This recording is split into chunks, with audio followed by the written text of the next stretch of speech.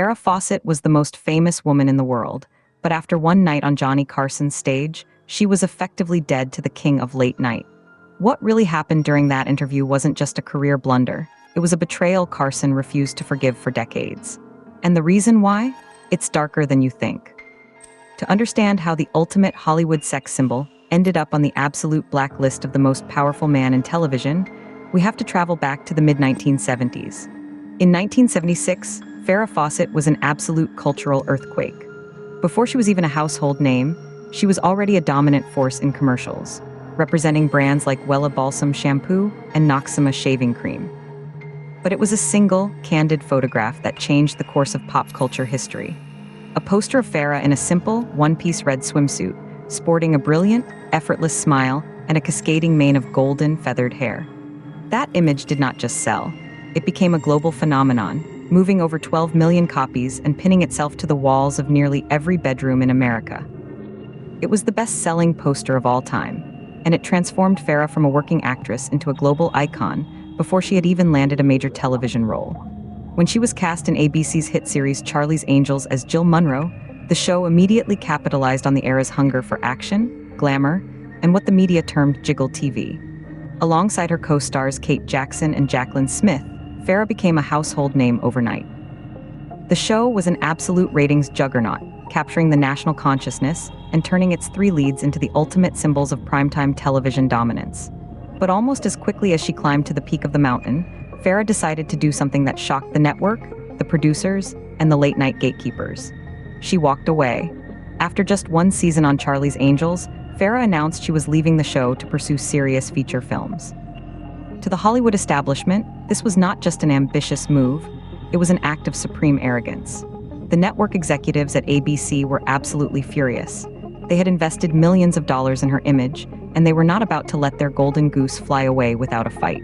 A massive, high-stakes legal war erupted.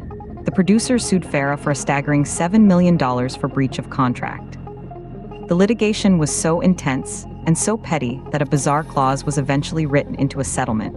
ABC was legally barred from making fun of Farrah's iconic hair on any of their programs. This litigation effectively branded Farrah as a difficult, rebellious star who refused to play by the rules of the studio system. And in the tightly knit community of old Hollywood, crossing a major television network was a dangerous game. It made her an immediate target for the late-night talk show circuit, where hosts like Johnny Carson ruled over the careers of actors with an iron fist. Carson's Tonight Show was the ultimate gatekeeper of American celebrity. If Johnny liked you, your career was made. If you offended him, you simply ceased to exist on late-night television. August 11, 1978, Farrah was scheduled to walk onto Johnny Carson's stage to promote her first major post-Angels feature film, a dark comedy titled Somebody Killed Her Husband. The stakes could not have been higher. The industry was watching, waiting to see if the rebel angel could survive without the safety net of primetime television. But as the music played and Farrah walked out in a stunning red dress, a dark undercurrent was already pulling at the edges of the studio. What 30 million people witnessed on their television screens that night was not a standard promotional interview. It was a slow-motion car crash that left the king of late night visibly shaken. The standard late-night banter was replaced by a tense, unpredictable energy. Farrah seemed completely detached from the structure of the show. Her sentences looped, her focus wandered, and she struggled to answer the most basic questions about her career transition. At one point, Carson looked directly at his producers, his signature easy smile hardening into a mask of pure frustration. After the cameras stopped rolling, a rumor began to spread like wildfire through the hallways of NBC. Farrah Fawcett had been quietly and permanently banned from The Tonight Show. But wait, if you think this was just a simple case of a starlet having a bad night under the hot studio lights, you are missing the most shocking plot twist in television history. What if I told you that the legendary interview everyone points to as the moment Farrah ruined her career on late-night TV, the interview where she was completely incoherent, stared blankly at the backdrop, and seemed to lose her mind on live television, never actually happened on Johnny Carson's stage? What if the entire internet has been falling for a massive, multi-layered illusion of Hollywood history? The truth is, the most infamous late-night disaster of Farrah Fawcett's life took place decades later, in 1997. And the host sitting across from her was not Johnny Carson, it was David Letterman. On June 5, 1997, Farrah Fawcett walked onto the stage of The Late Show with David Letterman on CBS. By this time, she had successfully rebuilt her reputation as a serious, Emmy-nominated actress through gritty performances in projects like The Burning Bed. She was there to promote a Playboy pictorial and an accompanying documentary film where she painted using her own body. But the moment the cameras turned on, the interview went completely off the rails. Farrah seemed entirely disoriented. She kept staring at the painted New York City skyline backdrop behind Letterman's desk, exclaiming in wonder as if she believed it was a real window showing the actual city outside. She rambled, her thoughts drifted aimlessly, and Letterman, sensing the disaster, began to roast her ruthlessly. The studio audience laughed nervously as the tension reached a boiling point. The morning after, the media was absolutely merciless. Tabloids screamed that Farrah was unhinged, suggesting she was under the influence of drugs or alcohol. The interview became a late-night punchline, replayed endlessly as the ultimate example of a celebrity breakdown on live television. Farrah later defended herself, insisting she was simply nervous, jet-lagged, and playing a character to match the provocative nature of her art project. But the damage was done. The late-night machine had consumed her image and spit it back out, reducing her decades of hard work to a single, humiliating segment. But this brings us back to the ultimate paradox of Johnny Carson. If the 1997 Letterman disaster is what everyone remembers, why does the legend of the Johnny Carson ban list still surround Farrah Fawcett? Why did the internet invent a narrative that the king of late night banned her decades before? The answer lies in the incredible power dynamic of old Hollywood and the ruthless way Carson managed his kingdom. Carson was famous for his absolute control over his guest list. Maintained a literal and figurative ban list of celebrities who had crossed him, broken the late-night code of conduct, or showed disrespect to his show. If you bypassed his bookers, guest hosted for a rival, or showed up unprepared, you were cut off. In 1978, when Farrah appeared on The Tonight Show to promote Somebody Killed Her Husband, a film that would ultimately tank at the box office, the media was already eager to see her fail after her dramatic departure from Charlie's Angels. Johnny did not officially ban her in 1978. The interview was incredibly tense. Carson was a master of the subtle takedown. He used his quick wit to gently mock her film's title, which critics were already rewriting as Somebody Killed Her Career.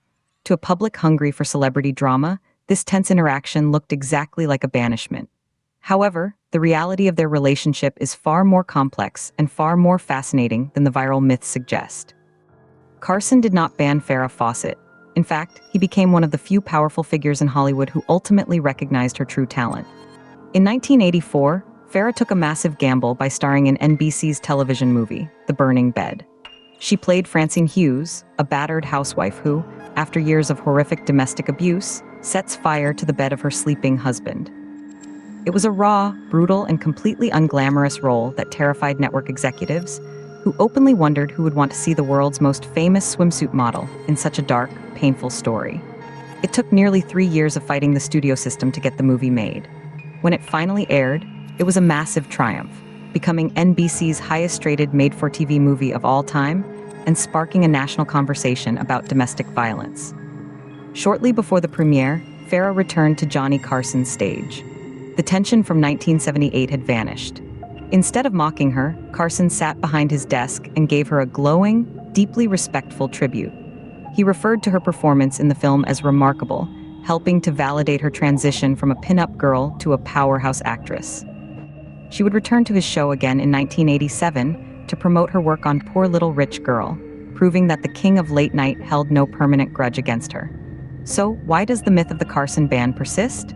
It is because the late-night television ecosystem of the 20th century was a brutal arena where stars were built and destroyed on a weekly basis.